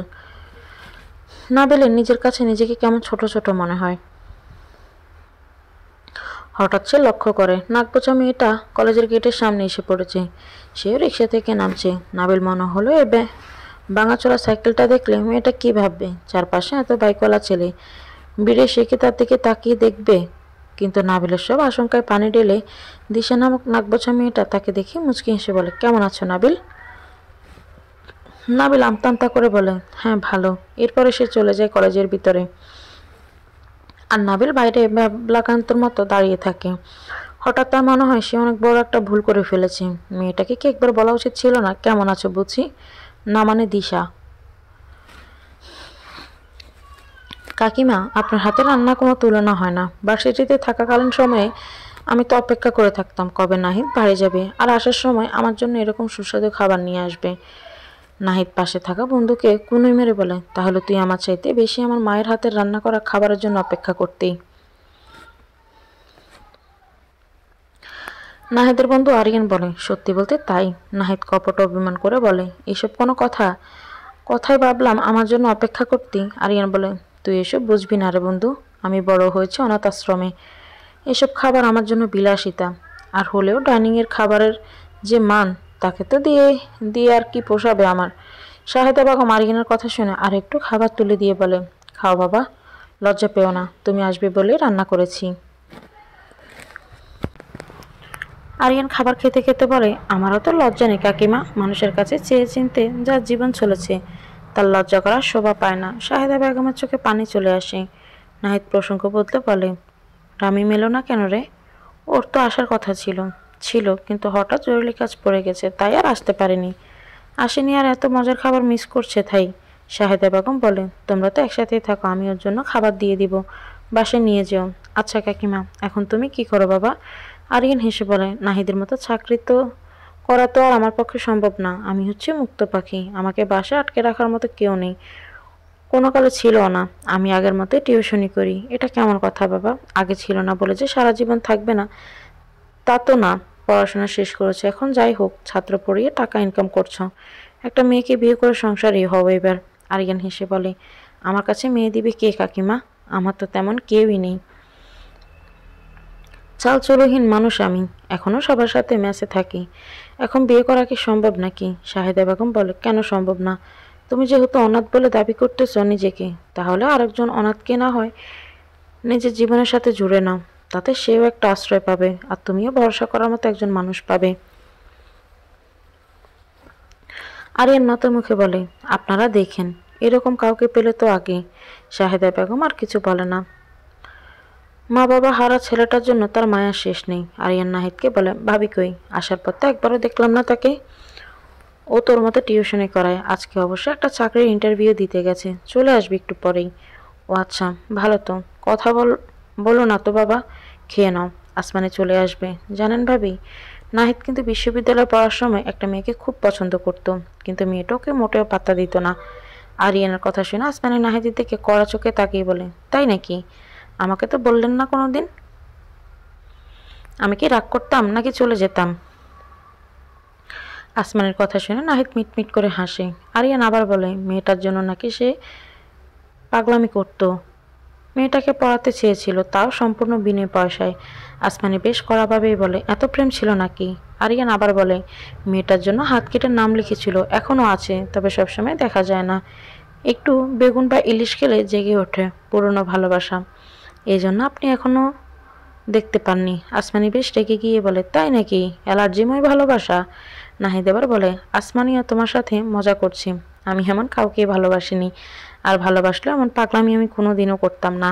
আমাকে তো তুমি চিনোই, কতটা লাজুক আমি। হ্যাঁ, সেটাই তো সমস্যা, মিচকে শয়তান আপনি। পেটের মধ্যে কি চলছে সেটা বোঝা যায় না। আরিয়ান এবার হা হা করে হেসে উঠে বলে, প্রেম তো পড়েছিলাম আমি, একদম কঠিন প্রেমে পড়েছিলাম, কিন্তু সে আমাকে ভালোবাসেনি, আমার মতো অনাথকে ভালোবাসেনি। আবার তার বাবা ছিল বিরাট বড়লোক, আর আমার তো শূন্য পকেট, সে কি আমায় মেনে নিবে? আসমানি বলে, আপনার বন্ধু কাউকে পছন্দ করতো না? না, করলেও যে লাজুক ছিল বলার মতো সাহসও পায়নি, আমাদেরকেই বলেনি কখনো। আরিয়ান নিজের শার্টের হাতা গুটিয়ে আসমানিকে দেখিয়ে বলে, এই যে ভাবি দেখেন, তার নাম। আজকে আপনার শাশুড়ি ইলিশ মাছ খাইয়েছে, তাই জেগে উঠেছে। এই নামে যদি আপনার কোনো বান্ধবী থাকে তবে জানাইন।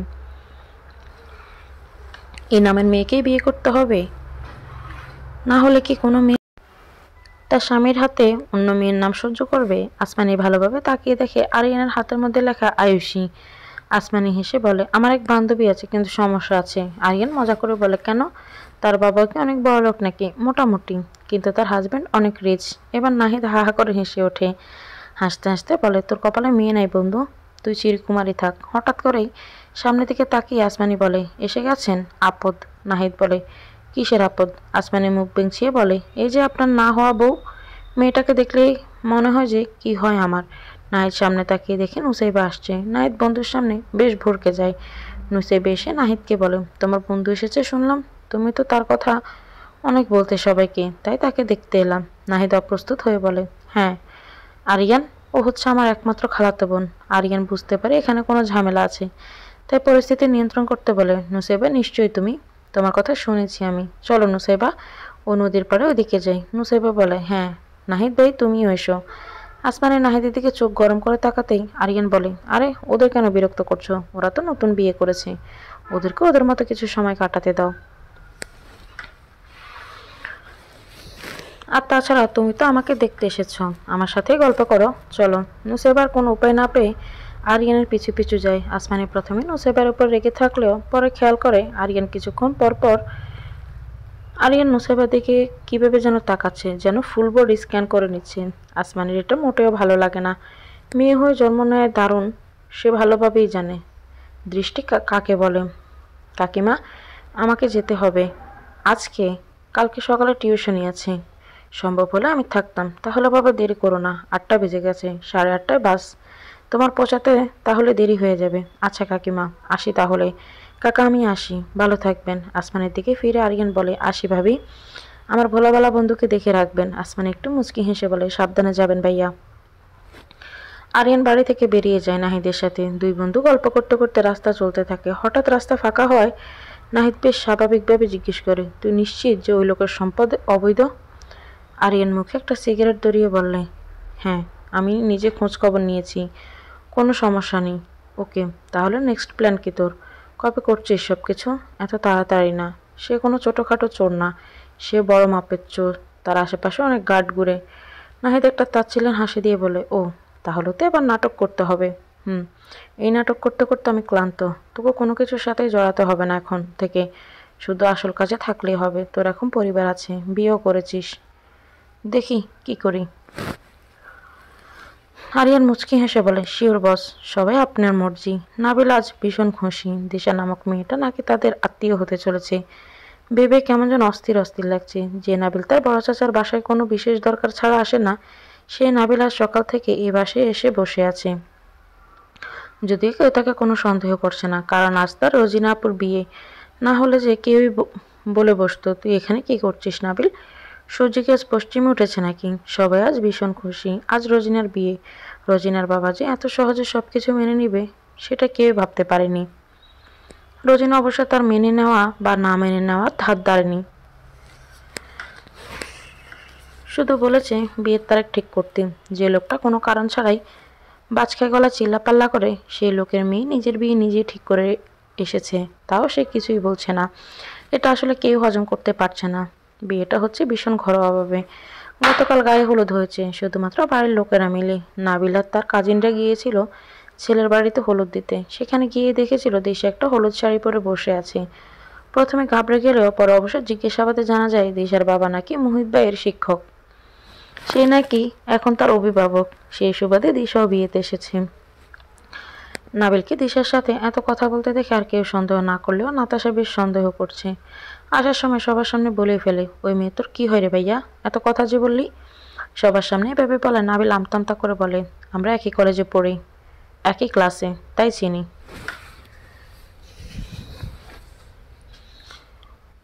তাই তো কথা বললাম, আমি কি আগে কথা বলতে গেছি নাকি? ওই মেয়ে তো এসেছে আমার সাথে কথা বলতে। নাবিলের কথা শুনে কাজিন মহলের সবাই হা হা করে হেসে উঠেছিল। নাবিলও অবশ্য ভীষণ লজ্জা পেয়েছিল। এভাবে বলা বোধহয় উচিত হয়নি তার, কিন্তু এখন হিসেব আলাদা। সে সকাল হতে এই বাড়িতে বসে আছে কখন বরযাত্রী আসবে সে আশায়। বরযাত্রী তো তার কাছে একটা উছিলা মাত্র, আসল হচ্ছে দিশা, সেও আসবে। সে তার জন্যই অপেক্ষায় আছে। রোজিনার ছোট ভাই রাব্বি এসে বলে, কি ব্যাপার নাবিল, এখনো বসে আসিস যে এখানে? তোকে কি কেউ সাহায্য করার জন্য ডেকেছে নাকি? নাবিল বলে, না, সবাই ওখানে আছে, আমাদের বাড়িটা ফাঁকা ফাঁকা লাগছে, তাই এখানে এসে বসে আছি। অবশ্য কাজও করছি। কি এমন কাজ করছিস শুনি? নাবিল বেশ আস্তে আস্তে বলে, একটু পরপর মহিলা গোষ্ঠী আমাকে এটা সেটা আনতে পাঠাচ্ছে, সেই সুবাদে অবশ্য আমার লাভও হচ্ছে। রাব্বি কি বলবে ভেবে পায় না। এই ছোট ছেলের মাথায় যে কিছু একটা চলছে সেটা সে ভালোভাবেই বুঝতে পারছে, কিন্তু কি চলছে সেটা বুঝতে পারছে না। কিন্তু নাবিলের কথা সত্যতা প্রমাণ করতে যেন ছোট চাচার মেয়ে আফিয়া বলে, নাবিল ভাইয়া আমাদের বাসায় গিয়ে মাকে একবার তাড়াতাড়ি আসতে বলবে। বলবে খুব দরকার। নাবিল রাব্বির দিকে তাকে একটা হাসি দিয়ে বলে, ডাক পড়ে গেছে, যাচ্ছি আমি। নাবিল বাসা থেকে বের হওয়ার সময় ওর মায়ের সাথে দেখা হলেও ওর মা বলে, তুই কি মেয়ে মানুষ, তুই এখানে বসে আসিস কেন? সকাল থেকে আজকে বোনের বিয়ে আর উনি এখানে বসে আছেন। যা বাসায় গিয়ে গোসল করে নে তাড়াতাড়ি, সবসময় এরকম দেরি করলে চলবে? কেমন গন্ধ বের হচ্ছে তোর শরীর দিয়ে। মেহমানদের সামনে এভাবে যাবি নাকি? নাবিল মায়ের কথা শুনে যেন মুহূর্তেই থমকে দাঁড়ায়। নিজের শার্টের হাতা শুকে বুঝতে পারে আসলে তার শরীর দিয়ে গন্ধ আসছে। নাতাশা আশেপাশে থাকলে নিশ্চয়ই বলতো, এই তোর শরীর দিয়ে এরকম বিটকিলে গন্ধ আসছে কেন রে? গোসল করিসনি এখনো? আফিয়া আরও একবার পেছন থেকে ডেকে বলে, কি হলো নাবিল ভাইয়া, যাওনি এখনো? তাড়াতাড়ি যাও। নাবিল বেশ বিরক্ত হয়ে মুখ বেঞ্চিয়ে বলে, আহা নাবিল ভাইয়া, এমনি সময় তো ভাইয়ার বলা দূর, নাবিল্লা বললে ডাকো। আর এখন কামের জন্য নাবিল ভাইয়া, নিজেদের কাজ নিজে করে নাও, আমি গেলাম। আফিয়া অবাক হয়ে সেখানে দাঁড়িয়ে থাকে। হঠাৎ কি হলো তার? এতক্ষণ তো সব কিছুই ভালো চলছিল, হঠাৎ কি হলো? নাবিল এক ছুটে বাড়িতে চলে যায়। আগে ঢুকে নাতাশার ঘরে, ওর কাছে সুগন্ধি সাবান আছে, সেটাই আজকে ব্যবহার করবে সে। তারপর ঢুকে আসমানের ঘরে, সেখানে বাইরের পারফিউম বোতলটায় অবস্থান দেখে নেয় সে। তারপর নিশ্চিত মানে গামছা কাঁধে নিয়ে টিউবওয়েলের দিকে যায়। শাড়ি পরছো কেন আসমানি, আমাকে মেরে ফেলবে নাকি? আসমানি পেছনে না তাকিয়ে বলে, তো আর কি পরবো, আর তাছাড়া আমি এখন নতুন বউ, আর আপনাদের বাড়িতে আমি সবচেয়ে বড় বউ, শাড়ি তো পরতে হবে, না হলে লোকে যে বাজে কথা বলবে। বউ আমার, আর বাজে কথা বলবে তারা, মগর মুল্লুক নাকি? ডঙের কথা বাদ দিন তো, ওই বাড়িতে যাবেন না? আপনার জ্বর কি কিছুটা কমেছে? হ্যাঁ কিছুটা কমেছে। যাবেন না ওই বাড়িতে? যাব। বরযাত্রী এলে আমাকে কল দিও। তখন যাব। শুনুন, একটা কথা বলি। আসমানের কণ্ঠে জড়তা, যেন বলি বলি করেও বলতে পারছে না। নাহিদ একটু ভয় নিয়ে বলে, কি, কিছু কি খারাপ হয়েছে? আসমানে নিজের আঙুলে শাড়ির আঁচল গোছাতে পেঁচাতে বলে, না, আসলে কথাটা রোজিয়াপুকে নিয়ে। নাহিদ একটু উদ্বেগ নিয়ে বলে, কি হয়েছে রোজিয়াপুর? আসলে আমার মনে হচ্ছে উনি খুশি নন। ওনাকে খুব মনমরা লাগছে, যদিও সবার সাথে বেশ হাসি মুখেই কথা বলছে। উনি মনে হয় ওনার প্রথম স্বামীকে বলতে পারছেন না। নাহিদ একটা নিঃশ্বাস ফেলে বলে, এটাই তো স্বাভাবিক আসমানি। আমরা পুরনো কোনো কিছু মায়াকে এত সহজে কাটাতে পারি, সেও পারছে না। কিন্তু ধীরে ধীরে সব ঠিক হয়ে যাবে। তুমিই দেখো না, আমরা ফোনের পাসওয়ার্ড চেঞ্জ করলেও প্রথম কিছুদিন কিন্তু আগের পাসওয়ার্ড দিয়েই ফোনের লক খোলার চেষ্টা করি। তাহলে এত সহজে 7 বছরে ফেলে আসা সংসার আর স্বামীকে ভুলবে কীভাবে সে? আসমানি মাথা নাড়িয়ে বলে, হ্যাঁ, আসলে সেটাই হয়েছে ওনার সাথে। ওনার প্রাক্তন স্বামীর কী খবর, কিছু জানেন? হ্যাঁ, ওনারও বিয়ে ঠিক হয়েছে। উনি একাই ঠিক করেছেন। মহিলাটি বিধবা, একটা মেয়েও আছে। ওনার পরিবার সেটা মানতে চাইছেন না, তারা কুমারী মেয়ে বিয়ে করাতে চায়। ভাইয়া তাই আপাতত বিয়ের কথা বন্ধ রেখেছেন। আমার কি মনে হয় জানেন? কি? উনিও মনে হয় রোজিয়াপুকে সহজে বলতে পারছেন না। নাহিদ হেসে বলে, সেটাই স্বাভাবিক। আর আমি জানতাম এমনটাই করবে উনি। রোজিয়াপুর বিয়ের আগে নিজে উনি বিয়ে করবেন না। কিছুদিনের মধ্যে তিনি অবশ্য করবেন সে এক বাচ্চার মাকে। আসমানি বলে, আল্লাহ যেন সবার ভালো করেন। মোহিত ভাই নিজের ভালোবাসার মানুষকে ফিরে পাক, রোজিয়াপু ভালো থাকুক, আর সে অসহায় মেয়েটি তার সন্তান সহ যেন যথাযথ মর্যাদা পায়। আপনি শুয়ে থাকবেন এখনও? দরজা তাহলে লাগিয়ে দিন। ওকে, সাবধানে থেকো তুমি। আর ওই বাড়িতে কিছু লাগলে আমাকে কল দিও। হাজার হোক আমি এই বাড়ির বড় ছেলে। আসমানি হেসে রুম থেকে বের হতেই নাহিদ দরজা লাগিয়ে নিজের রুমে এসে মোবাইল দ্রুত হাতে টাইপ করে। আজই উপযুক্ত সময়, এর চেয়ে ভালো সুযোগ আর আসবে না। কেউ কোনো সন্দেহ করবে না আমি বাড়ির ভিতরে আছি। দ্রুত আমাকে লোকেশন শেয়ার করো। আমি যথাযথভাবে সাহায্য করার চেষ্টা করছি। খবরদার কেউ যেন ধরা না পড়ে। প্রয়োজন হল অন্য কোনো দিন আবার টার্গেট করব আমরা তাকে। তোমাকে কি মিষ্টি দেখতে লাগছে গো নতুন ভাবি? বউ সাজলে সবাইকে কত কিউট কিউট লাগে। দিশার কথায় আসমানি বলে, তুমিও বিয়ে করে নাও, তাহলে বউ সাজতে পারবে তবে। তোমাকেও কিউট লাগবে। দিশা হেসে বলে, আমার মাঝে মাঝে বউ সাজতে ইচ্ছে করে, তবে সেটা শুধু ছবি তোলার জন্য, বিয়ে করার জন্য না। আসমানি অবাক হয়ে বলে, ওমা, বিয়ে না করলে কাপল পিক তুলবে কীভাবে তুমি? কাপল পিক তোলার জন্য হলেও বিয়ে করা উচিত, বুঝলে? দিশা মাথা চুলকে বলে, হ্যাঁ, তা তো অবশ্যই। আসমানি বলে, তুমি একটা কাজ করতে পারো, তাহলে তোমার বিয়েও করতে হবে না, কিন্তু বউ সাজাও হবে। দিশা উৎসুক হয়ে জিজ্ঞেস করে, কিভাবে? তোমার কোনো বন্ধুকে বলবে একদিনের জন্য তার বর সেজে ছবি তুলতে। দিশা হেসে বলে, কেউ রাজি হবে না গো ভাবি। আসমানি বলে, হবে হবে। আমার দেবরে দেখো গিয়ে এক পায়ে খাড়া হয়ে আছে তোমার সাথে ছবি তোলার জন্য। ওই দেখো ইতিমধ্যে পর্দার নিচে দিয়ে দু ফাঁক দেখা যাচ্ছে। সবাই পেছনে তাকিয়ে দেখে সত্যি সত্যি সেখানে নাবিলের পা দেখা যাচ্ছে। নাতাশা ছুটে গিয়ে পর্দা সরালে সেখানে নাবিল দাঁড়িয়ে থাকতে দেখে ঘরের সবাই হা হা করে হেসে ওঠে। নাতাশা পুলিশের মতো জেরা করে নাবিলকে বলে, আপনার এখানে কি কাজ এই মুহূর্তে? কোনো প্রয়োজন? নাবিল বেশ ঘাবড়ে গিয়ে আমতা আমতা করে বলে, নাহিদ ভাই আসমানি ভাবিকে ডাকছে, তাই জানাতে এসেছিলাম। এটুকু বলে আর কাউকে কিছু না বলে সুযোগ না দিয়ে সে ছুটে যায় সেখান থেকে। যাওয়ার আগে একবার দিশার দিকে তাকিয়ে দেখে সে সবার মতো হা হা করে হাসলেও মুখ টিপে টিপে হাসছে। ইস, কি লজ্জা! লজ্জায় যেন তার মাথা কাটা যাচ্ছে। রোজিনা তার বাবার গলা ধরে হাউমাউ করে কাঁদছে। বাবার উপর রাগ আর অভিমান জমে থাকলেও এই বিদায়বেলায় এসে সে আর নিজেকে পাষাণ বানিয়ে রাখতে পারছে না। তাই তো বাবাকে জড়িয়ে ধরেই কাঁদছে। রোজির বাবাও বারবার চোখ মুছছে। একসময় সে রোজির হাতটা মোহিতের হাতে তুলে দিয়ে বলে, আমার মেয়েটাকে দেখে রেখো বাবা, আমার মেয়েটা বড্ড দুঃখী। আগের কোনো কথা মনে রেখে আমার মেয়েটাকে কষ্ট দিও না বাবা। কখনো যদি আমার মেয়েকে তোমার অসহ্য মনে হয়, তবে নির্দ্বিধায় আমার মেয়েকে আমার কাছে দিয়ে যেও। আমার বাড়ির দরজার জন্য সারা জীবনই খোলা আছে। মোহিত রোজির বাবাকে আশ্বস্ত করে। এরপর একে একে সবার থেকে দোয়ার বিদায় নিয়ে নবদম্পতি রওনা দেয় তাদের নতুন জীবনের উদ্দেশ্যে। রোজির মা কাঁদতে কাঁদতে অস্থির হয়ে যাচ্ছেন বারবারই। সবাই আবার ওদের বাড়িতে যায়। নাহিদও চাচার সাথে সেখানেই যায়। আসমানের মাথা ব্যথা করায় সে তাদের বাড়িতে চলে আসে। খাটের উপর নাহিদের মোবাইল রাখা দেখে সেই সময় দেখার জন্য মোবাইল হাতে নিতেই সেখানে একটা মেসেজ দেখে থমকে যায়। সেখানে লেখা ছিল, কাজ হয়ে গেছে বস, আপনি শুধু শুধুই টেনশন করছিলেন। একদিনের কাজ তো না আমাদের এসব, বহু বছরের। আসমানের মাথায় যেন আকাশ ভেঙে পড়ে। এসব আর মানে কি? আসমানি আগের মেসেজগুলো চেক করে দেখে ধপ করে ফ্লোরে বসে পড়ে। হঠাৎ রুমের দরজার দিকে তাকিয়ে দেখে সেখানে নাহিদ দাঁড়িয়ে আছে। আসমানিকে তার ফোন হাতে বিধ্বস্ত হয়ে বসে থাকতে দেখে নাহিদ বুঝে যায় আসমানি সব জেনে গেছে। নাহিদকে দাঁড়িয়ে থাকতে দেখে আসমানি হিংস্র বাঘিনীর মতো এগিয়ে গিয়ে তার কলার ধরে বলে, কি করেন আপনি? বলেন, আপনি বাইরে কি কাজ করেন? কেউ আপনাকে কেন বস বলে ডাকবে? কি করছেন আপনি? কিসের কাজ শেষ করছেন আপনি? নাহিদ আসমানিকে জড়িয়ে ধরে শান্ত করতে করতে বলে, শান্ত হও আসমানি, আমার কথা শোনো, আমি সম্পূর্ণ নির্দোষ। আমি নাহিদ আর কিছু বলার আগেই তাদের বাড়িতে ঢুকতে ঢুকতে শাহেদা বেগম কাঁদতে কাঁদতে বলে, নুসাইবাকে খুঁজে পাওয়া যাচ্ছে না। ওর মা কল করে কেঁদে কেটে অজ্ঞান হয়ে যাচ্ছে। ও নাহিদ, আমাকে নিয়ে তোর খালার বাড়ি চল, এখনই চল। আসমানের শাশুড়ির কথা শুনে নাহিদকে ধাক্কা দিয়ে সরিয়ে দেয়। তার চোখে মুখে অবিশ্বাস। নাহিদ শুধু মাথা নিয়ে ফিসফিস করে বলে, না আসমানি, আমি নই।